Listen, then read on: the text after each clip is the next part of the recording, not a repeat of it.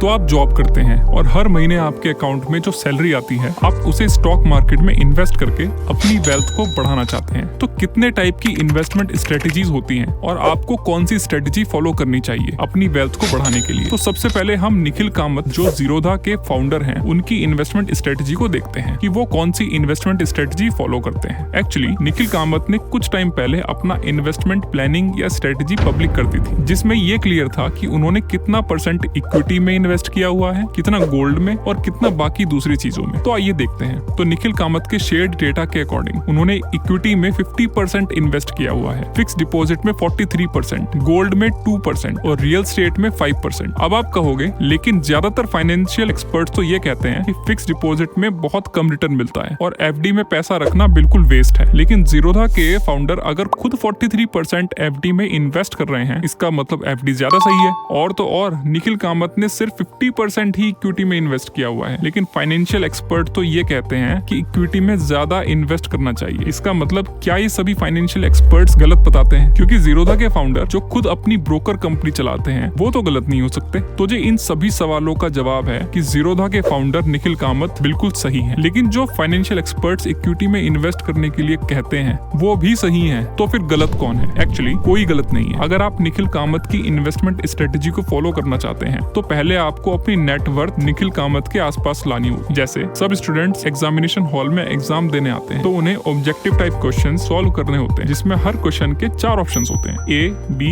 C, D। लेकिन उस examination hall में 4 अलग अलग सेट्स में क्वेश्चन पेपर दिए जाते हैं, जिसमें पेपर 1 वाले क्वेश्चन पेपर 2 या 3 या 4 वाले क्वेश्चन से मैच नहीं करते। इसलिए अगर कोई पेपर 2 वाला स्टूडेंट पेपर 1 वाले आंसर्स कॉपी कर देता है, फिर आप जानते ही हैं कि उस पेपर 2 वाले स्टूडेंट को फेल होने से कोई नहीं रोक सकता। ऐसे ही निखिल कामत की इन्वेस्टमेंट स्ट्रेटेजी को कॉपी करने से पहले आपको ये देखना होगा कि क्या आप भी सेम बिजनेस कर रहे हैं जो निखिल कामत करते हैं? नहीं। क्या आपकी भी इनकम निखिल कामत की इनकम जितनी ही है या उसके आसपास? नहीं। क्या आपके पास इतना बड़ा इन्वेस्टमेंट अमाउंट है जितना निखिल कामत के पास है? नहीं। जब आपकी इनकम, नेटवर्थ या बिजनेस में कोई भी सिमिलरिटी नहीं है तो आपकी इन्वेस्टमेंट स्ट्रेटेजी और प्लानिंग सेम कैसे हो सकती है? लेकिन फिर हम ये समझते हैं कि निखिल कामत ने कौन सी इन्वेस्टमेंट स्ट्रेटेजी फॉलो की है और आपको कौन सी इन्वेस्टमेंट स्ट्रेटेजी फॉलो करनी चाहिए। देखिए, निखिल कामत ज़ीरोधा के मालिक है और ज़ीरोधा एक स्टॉक मार्केट ब्रोकर है। मतलब ज़ीरोधा पैसे तब कमाएगा जब ज्यादा से ज्यादा लोग स्टॉक मार्केट में ट्रेड करेंगे। इसका मतलब निखिल का बिजनेस डायरेक्ट रिलेशन रखता है स्टॉक मार्केट से। दूसरा, अब ज्यादा से ज्यादा लोग मार्केट में इन्वेस्ट या ट्रेड कब करना चाहेंगे? भाई या तो जब मार्केट में तेजी हो जाए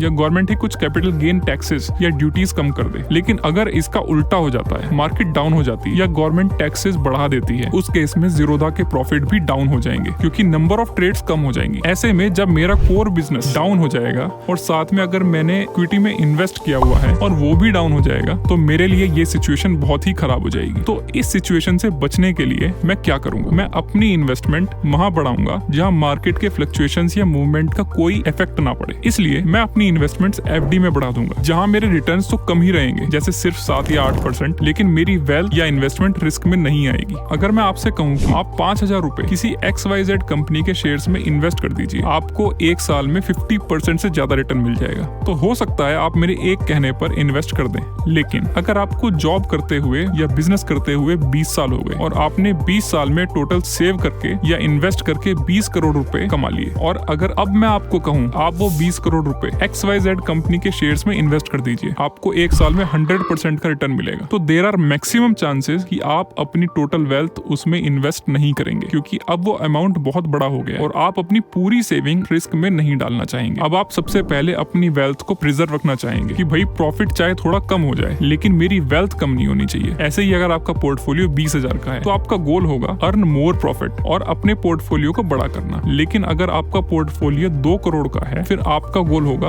earn more profit with comparatively lower risk. और अगर आपका पोर्टफोलियो 2,000 करोड़ का है तो फिर आपका गोल होगा अपनी वेल्थ प्रोटेक्ट करना और लोअर रिस्क के साथ प्रॉफिट्स अर्न करना। ऐसे ही निखिल कामत का पोर्टफोलियो बहुत बड़ा हो चुका है, इसलिए सबसे पहले वो अपने पोर्टफोलियो का एक बड़ा हिस्सा प्रोटेक्ट करके रखना चाहते हैं कि रिटर्न चाहे थोड़ा कम मिल जाए लेकिन लॉस नहीं होना चाहिए। फिर उसके बाद उससे छोटा हिस्सा मीडियम रिस्क मॉडरेट रिटर्न और सबसे छोटा हिस्सा हाई रिस्क और हाई रिटर्न में प्लान करते हैं। लेकिन एक जॉब करने वाले आम मिडिल क्लास पर्सन की बात करते हैं, उसका बिजनेस तो कोई नहीं है लेकिन उसकी हर महीने सैलरी आती है और वो सैलरी फिक्स्ड है, उतनी सैलरी आएगी ही आएगी चाहे मार्केट में तेजी आए या मंदी आए। इसलिए अगर वो अपनी इनकम का एक पार्ट स्टॉक मार्केट में इन्वेस्ट करता है तो वहाँ ज्यादा चांसेस हैं कि उसकी वेल्थ तेजी से बढ़ेगी। लेकिन अब बात आती है कितनी सैलरी होनी चाहिए कि मैं इन्वेस्ट करूं। जैसे अगर आपकी सैलरी 20,000 रुपीज पर मंथ है तो आपको कैसे इन्वेस्ट करना चाहिए, और अगर आपकी सैलरी 60,000 रुपीज पर मंथ है तब आपको कैसे इन्वेस्ट करना चाहिए, और सैलरी का कितना हिस्सा आपको स्टॉक मार्केट में इन्वेस्ट करना चाहिए। इसके लिए हम समझते हैं कितने टाइप की इन्वेस्टिंग स्ट्रेटेजीज होती हैं। Number 1, index investing. Index investing मतलब इंडेक्स फंड्स में इन्वेस्ट करना। फॉर एग्जांपल निफ्टी 50 या PSU बैंक इंडेक्स। पर इंडेक्स फंड ही क्यों? क्योंकि इंडेक्स फंड में कंपैरेटिवली बाकी फंड से बहुत कम रिस्क होता है।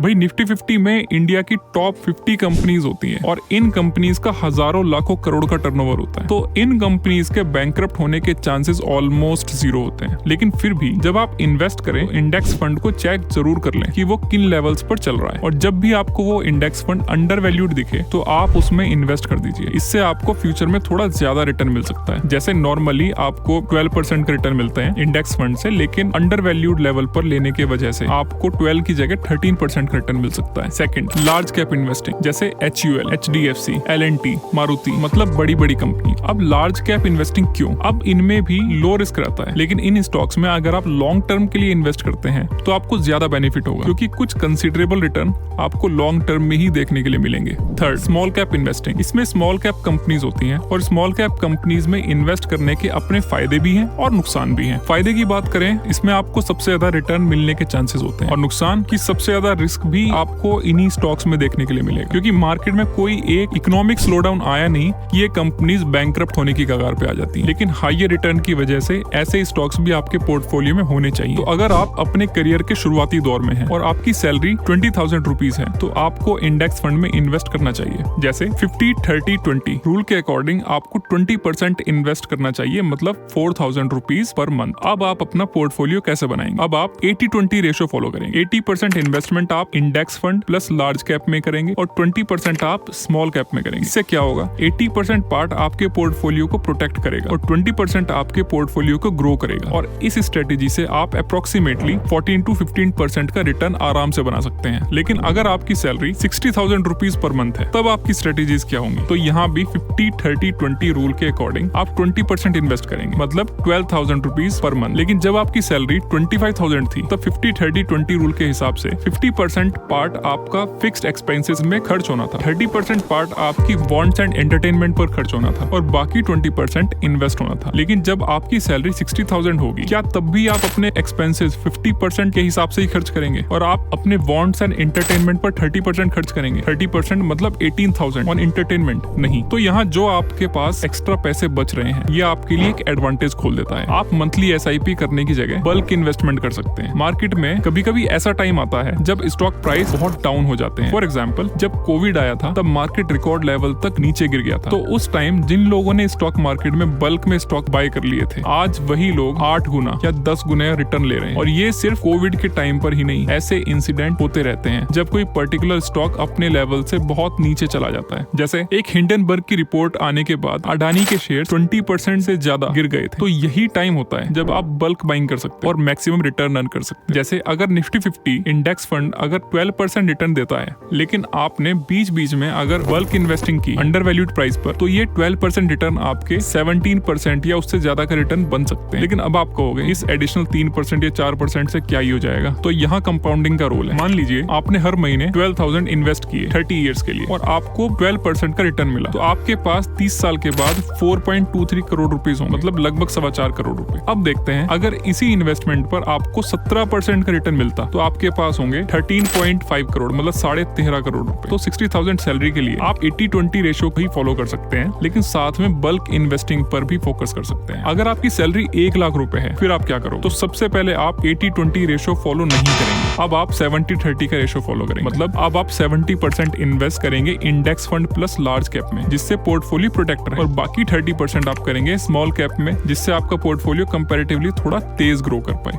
और इसके अलावा अब आप रियल एस्टेट में भी इन्वेस्ट करने के बारे में सोच सकते हैं, जिससे आपकी एक रेंटल इनकम भी जनरेट हो सके और आपकी मल्टीपल सोर्सेज ऑफ इनकम बन सके। बट रियल एस्टेट में इन्वेस्ट करने से पहले आपको उस प्रॉपर्टी के बारे में प्रॉपर एनालिसिस एंड इन्वेस्टिगेशन करनी चाहिए, क्योंकि रियल एस्टेट शेयर्स की तरह नहीं होता जिसे आज खरीद लिया और कल बेच दिया। आपको ये तो देखना ही है कि जो रियल एस्टेट प्रॉपर्टी आप देख रहे हैं वो डिस्प्यूटेड तो नहीं है। और इसके अलावा जो बिल्डर और broker rent rental income claim कर रहा है, क्या सही में ही वहाँ पर इतनी रेंटल इनकम है? क्योंकि कई बार ये देखा गया है कि बिल्डर या ब्रोकर पहले तो कहते हैं कि इस प्रॉपर्टी से आपको 5 to 6% की रेंटल इनकम मिलेगी, लेकिन रियलिटी में वो 2 या 3% से ज्यादा नहीं होता। तो आपको ये वीडियो कैसा लगा कमेंट्स में जरूर बताइए और प्लीज लाइक एंड सब्सक्राइब।